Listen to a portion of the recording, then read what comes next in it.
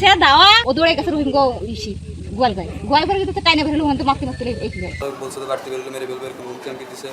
দেওয়ার পরে আমি কোথাও যাই না আমি বাড়ি থাকি পরে আজকে আমি অনেকদিন পর আমার জমিতে গেছি আমি মরিচ লাগানো আছে ওইখানে মরিচ শিখতে গেছি যাওয়ার পরে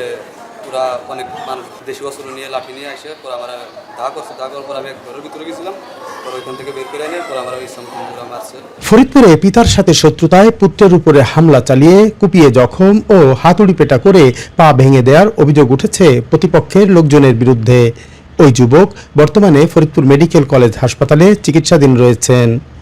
আহত যুবকের স্বজনদের দাবি, ফরিদপুরের বোয়ালমারী উপজেলার দাঁতপুর গ্রামের ফিরোজ শেখ ও শহীদুল শেখের সাথে আহত আমানুল্লাহর পিতা সিরাজুল ইসলামের দীর্ঘদিনের জমিজমা নিয়ে বিরোধ চলে আসছিল। এ নিয়ে কয়েক দফা সালিশ বৈঠক হলেও প্রতিপক্ষ তা না মেনে হুমকি ধামকি দিয়ে আসছিল। শুক্রবার দুপুরে নিজের ফসলের জমিতে কাজ করার সময় পিতার শত্রুরা হামলা চালিয়ে দেশীয় অস্ত্র দিয়ে কুপিয়ে জখম করে আমানুল্লাহ শেখকে। এ সময় রড ও হাতুড়ি দিয়ে পিটিয়ে পা ভেঙে দেওয়া হয় ওই যুবকের। গুরুতর আহত অবস্থায় তাকে উদ্ধার করে ফরিদপুর মেডিকেল কলেজ হাসপাতালে ভর্তি করা হয়েছে। এ ঘটনায় বোয়ালমারী থানায় অভিযোগ দেওয়া হয়েছে বলে জানিয়েছেন আমানুল্লাহর পরিবার। আমাকে অনেক দিন মানে 5-6 মাস ধরে মানে ষড়যন্ত্র এগুলো চলতেছে মারার জন্য হুমকি আমাকে দিতেছে মানে বাড়িতে বেরোতে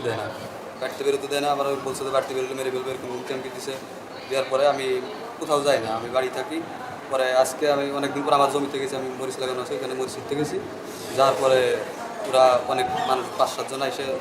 আইসে পরে দেশি অস্ত্র নিয়ে লাঠি নিয়ে আসে পরে আমার দা করছে দা করার পর আমি এক ঘরের ভিতরে গেছিলাম পরে ওইখান থেকে বের করে এনে পরে আমার ইসলাম ওরা মারছে একটা কোপ দিছে চাইনিজ স্কুল দুই জায়গা আমি হাত দিয়ে ঠেকাইছি এই যে দেখা যাচ্ছে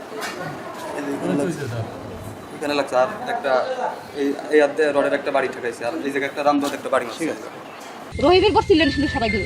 আমরা 5 মাস কারে দাঁড়িয়ে কাকে আমানুল্লাহ এখন দেখি কি আইসা ওরা দেখছি মারা হয়ে গেছে আমরা আস্তে আস্তে জুমার নামাজ পড়াইতে যাবে এর আগে আমার কাছে ফোন আসে যে আমার ভাইকে ধরে আমলিকে যারা সন্ত্রাসী বাহিনী আছে যারা মাদকের সাথে জড়িত এরা আমার ভাইকে ধরে মারতেছে। এক পর্যায়ে যখন বাড়িতে এসে শুনলাম আসার পরে দেখি যে আমার ভাইকে মেরে হাত পাও একদম ভেঙে দিয়েছে পরে কোপ দিয়েছিল চাইনিজ স্কুল দিয়ে দেশীয় অস্ত্র শস্ত্র নিয়ে বের হয়েছিল এবং কোপ দিয়েছে পরে কোপ ঠেকাই ফেলছে কিন্তু পাও ভেঙে দিয়েছে। তারপর আমি আর কই যাচ্ছি দড়ি আইসি আবার আর এক ভাই আইসে আসে আর তাকে আমরা পাইনি আসে দিয়ে পড়িয়ে থাকলে কায়দাবাড়ি হাজার পেঁচা চাল উন্ডা কি ধরে গাড়ি আতা সিং ফিরে নিয়ে এসেছে তারপরে আনার পর আমাকে বাড়ি গেছি যাওয়ার পর আর তারা ওই জায়গাটা সীমা নাই আছে। আর এই যে একটা সাইন এই ছিল লোকে চাইনিজ স্কুল একটা রাম দাও একটা রড হচ্ছে মারা হয়েছে সে অজ্ঞাত অবস্থায় ছিল তারপর তার চাচা এবং তার ভাইরা তাকে উদ্ধার করে ফরিদপুর মেডিকেলে ভর্তি করছে। এরপরে আমরা তাদের এসে দেখছি যে অবস্থায় তার পা ভেঙে গিয়েছে এবং আমরা তার সুস্থ বিচার দাবি করছি।